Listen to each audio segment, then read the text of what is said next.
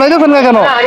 হ্যাঁ না না, নামাই দিয়ে আপনি নামাই দিলে আমি শুধু কথা নাই তো, আমার কথা আপনার সাথে এখন আপনি নামাই দেওয়ার পরে কি এটা জরিমানা দিবেন?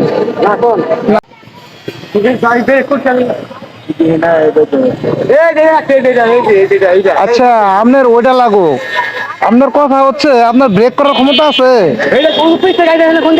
হ্যাঁ পিসের গাড়ি যেখানেই যাক না না, আপনার রোডে গাড়ি নিয়ে নামলে অবশ্যই গাড়ি ব্রেক করার ক্ষমতা থাকতো।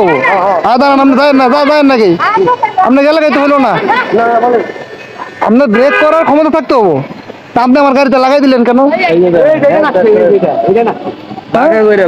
কেমন লাগাটা লাগছিল?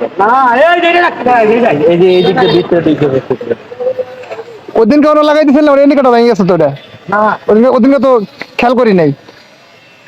শোনেন শোনেন না, 100 বার দেখা কথা না, আপনার যেভাবে হোক আজকে জিনিসটা যেটা হয়েছে যে কোনো কারণবশত এখানে লাগছে, এটা আমি মেনে নিলাম, কিন্তু যদি এইটা আপনার এটা যদি খালি এনে লেগে যেত, হ্যাঁ এটা ভেঙে যেত গা। আর এটা প্লাস্টিকের, এটা যদি ভাঙা জায়গা, এটা ভাঙা গেলে মিনিমাম টাকা দরকার 15,000। দাঁড়ান দাঁড়ান, যাইতেছেন না কেন? হ্যাঁ না না, নামাই দিয়ে আপনি নামাই দিলে আমি শুধু কথা নাই তো, আমার কথা আপনার সাথে এখন আপনি নামাই দেওয়ার পরে কি এটা জরিমানা দিবেন? না না, এখন যদি রোডের মধ্যে গাড়ি নামাইলে অবশ্যই আপনার গাড়ি ব্রেক করার ক্ষমতা থাকুন নেবো, সামনের গাড়ি ব্রেক মারার সঙ্গে সঙ্গে আপনার তারপরে দ্বিগুণ গতিতে ব্রেক মারা লাগবো। এখন আপনি আমার এই জায়গায় বানাই দিলে, এই জায়গায় এটা না যদি একটা প্রাইভেট কার হইতো, ভেঙে গেত কেন? আপনি গাড়ি চালান কতদিন ধরে? 6 বছর ধরে, তাহলে তো আপনার অভিজ্ঞতা থাকার কথা।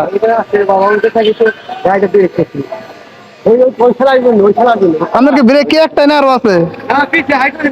হাইড্রোলিক ব্রেক, হাইড্রোলিক হলে তেমন হওয়ার কথা না, সব বাঁকা করে লাইছে। হাইড্রোলিক হলে তেমন হওয়ার কথা না, হাইড্রোলিক হলে তেমন হওয়ার কথা না।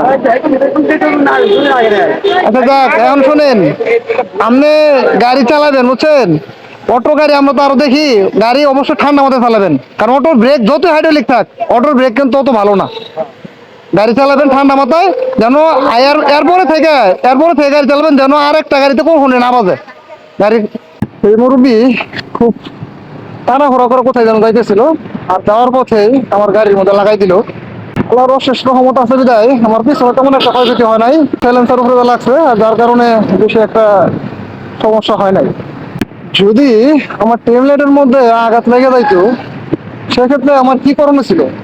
এখন মুরব্বী তো হলো আমার বাবার বয়সে, আমি না পারতাম তার গায়ে হাত তুলতে, আর উনি তো এখন অটো চালাক, না পারতাম তাকে আমি জরিমানা দেওয়া, তার কাছ থেকে জিনিসটা বই রাখতে। তখন আমার কোনো কিছু করার ছিল না। তো রাস্তাতে আপনি যত সতর্কভাবে চলেন না কেন, আপনি সতর্কভাবে চলবেন, কিন্তু পিছন থেকে অন্য একটা গাড়ি আপনাকে যে কোনো সময় মেরে দিতে পারে। বিশেষ করে এই অটোগুলোর মধ্যে চললে আমি অতিরিক্ত পরিমাণে ভয় পাই, যে অটোতে চড়তেও আমি ভয় পাই, কিংবা আমি আর আশেপাশে যদি অটো দেখি সেক্ষেত্রে আমি অনেকটা ভয় পাই। তার কারণটা হচ্ছে এই অটোগুলো এতটা বেপরোয়া চলে, ওদের তো ব্রেকের কোনো সিস্টেম আর নাই, তারপরে ওরা যেভাবে চলে মনে হয় হাইড্রোলিক ব্রেকে চলতেছে। সবচাইতে বড় সমস্যা হলো এই অটোগুলো কোনো লাইসেন্স নাই। আমি এর আগে অনেকগুলো ভিডিওতে আমি বলছি যে এদের অবশ্যই একটা লাইসেন্স করা দরকার, তা না হলে এই অদক্ষ লোকগুলো যখন তারা রোডে নামবে, ও নিজের ক্ষতি করবে, আরেকজনের ক্ষতি করবে, যার কারণে ওদের লাইসেন্সের ব্যবস্থা করাটা খুব জরুরি। বিশেষ করে আরেকটা কথা না বললেই নয়, মানে ওনারা একটা চিপা রোডেও এত স্পিডে চলে, যা আমরা কখনোই চালানোর চিন্তা ভাবনা করতে পারি না, কিংবা চালানোর চেষ্টাও করতে পারি না। ড্রাইভার গুলো দেখলে মনে হয় যে ওনারা অটো চালাইতেছে না তো, এরোপ্লেন চালাইতেছে। এখন এরোপ্লেন চালাইতে গিয়ে যদি আসলে অন্যের ক্ষতি করে ফেলায়, তাহলে তো অনেক সমস্যা। যেমন জরিপে দেখা গেছে বেশি অ্যাক্সিডেন্ট হইতেছে সেগুলো হচ্ছে অটোর অ্যাক্সিডেন্ট। এদের বিষয়ে আর কি বলবো, আমার আর কিছু বলার নাই, যা বলার আপনারা কমেন্টে বললেন। তো যা আমার সাথে ঘটছে সম্পূর্ণ আপনাদের সাথে শেয়ার করলাম। আজকে এই পর্যন্তই, আল্লাহ হাফেজ।